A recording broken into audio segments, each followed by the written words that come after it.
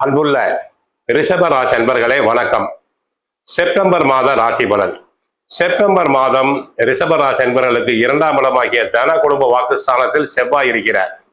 3இல் குரு, 4ஆம் இடத்தில் சூரியன், புதன், கேது, 6ஆம் இடத்தில் ராசிநாதன் சுக்கிரன் இருக்கிறார். 10இல் ராகு, லாபஸ்தானத்தில் சனி வக்கரமாக இருக்கிறார். ரிஷபராசி பொறுத்தவரை நன்மை உண்டாகும். உடல் ஆரோக்கியம் நல்லபடியாக இருக்கும். இதுவரை ராசிநாதன் சுக்கிரன் நீச்சம் அடைந்திருந்தார். தற்போது தெளிவு பெற்று சொந்த வீட்டுக்கு துலாம் ராசிக்கு சென்றிருப்பதால் உடல் ஆரோக்கியம் மேம்படும். குடும்பத்தை பொறுத்தவரை கணவன் மனைவியிடையே தேவையில்லாத கருத்து வேறுபாடுகள் வர வாய்ப்பு இல்லை. எதிர்பாராத செலவுகள் இதுவரை இருந்திருக்கும். இனிமேல் செலவுகளில் சிக்கனமாக இருந்து சேமிப்பீர்கள். பழைய கடன்களை அடைப்பதற்கு முயற்சி செய்யலாம். உத்தியோகத்தை பொறுத்தவரை உத்தியோகத்தில் நன்கு உழைப்பீர்கள். தங்களுக்கு முறைப்படி கிடைக்க வேண்டிய உத்தியோக உயர்வு, பதவி உயர்வு, சம்பள உயர்வு, இடமாற்றம் அனைத்தும் கிடைக்கும். பிறரின் வேலைகளையும் சேர்த்து செய்து தாங்கள் புகழ் பெறுவீர்கள். தொழில் வியாபாரத்தில் நன்றாக இருப்பீர்.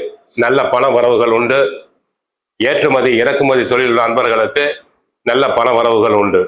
அதில் எந்த விதமான சந்தேகம் இல்லை. தொழிலாளர்களுடைய ஒத்துழைப்பு தங்களுக்கு தாராளமாக கிடைக்கும். பொருளாதார அபிவிருத்தி அடையும். அரசியல் துறை என்பவர்களுக்கு அரசியல் துறை நன்கு சாதகமாக இருப்பதால் புது கட்சியில் சேர விருப்பப்படுபவர்கள் தாராளமாக கட்சியில் சேர்ந்து பணியாற்றலாம். சிலருக்கு கட்சிக்குள் புது விதமான பதவிகள் கிடைக்கும். அவர்களின் ஆலோசனைகள் அனைத்தும் ஏற்கப்படும். கலைத்துறை அன்பர்களுக்கு கலை நிகழ்ச்சிகளுக்காக சிலர் வெளி மாநிலங்கள், வெளிநாடுகளுக்கு சென்று வரலாம். அதனால் பண வரவுகள், ஆதாயங்கள் அவர்களுக்கு அதிகரிக்கும்.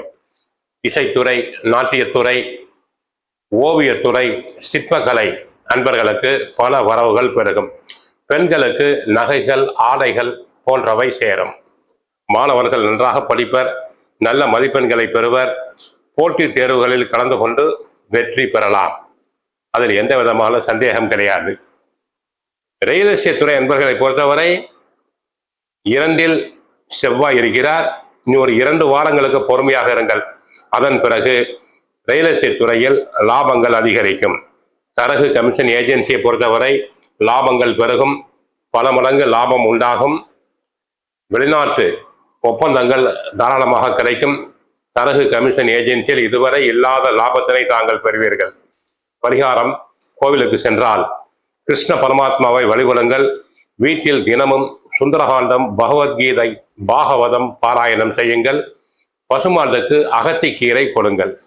மற்றபடி 2இல் செவ்வாய் மட்டும் இருப்பதால் பேச்சில் சற்று சூடு வெளிப்படும். கணவருடன் பெண்கள் சண்டை போட வேண்டாம். உடல் உஷ்ணமாக காணப்படும். பிரஷர் உள்ளவர்கள் மருத்துவரிடம் சென்று உடல் நலனை பரிசோதித்துக் கொள்ளுங்கள். வாழ்க வளமுடன். மங்களம் உண்டாகட்டும். ஹரே கிருஷ்ணா, ஹரே கிருஷ்ணா, ஹரே கிருஷ்ணா.